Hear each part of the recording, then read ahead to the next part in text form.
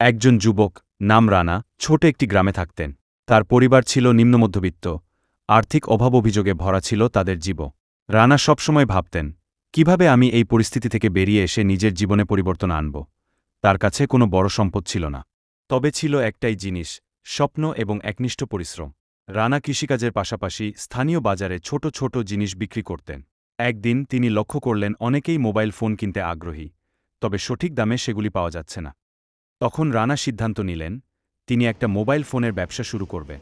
প্রথমে কিছুটা ইয়ন নিয়ে তিনি ফোন কিনলেন এবং একটি ছোট দোকান খুললেন। প্রথম কয়েক মাস খুব কঠিন ছিল, তবে রানা কখনো হাল ছেড়ে দেননি।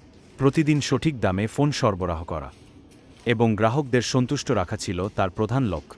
সময়ের সাথে সাথে তার ব্যবসা বড় হতে লাগল। লাভের টাকায় তিনি আরও বেশি ফোন কিনতে শুরু করলেন এবং পরবর্তী সময়ে অনলাইন ব্যবসায়ও যুক্ত হলে।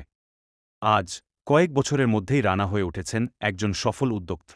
তিনি দেখিয়েছেন সঠিক পরিকল্পনা, কঠোর পরিশ্রম এবং সংকল্পের মাধ্যমে শূন্য থেকে কোটিপতি হওয়া সম্ভব। তার গল্প আজ অনেকের জন্য প্রেরণা হয়ে উঠেছে।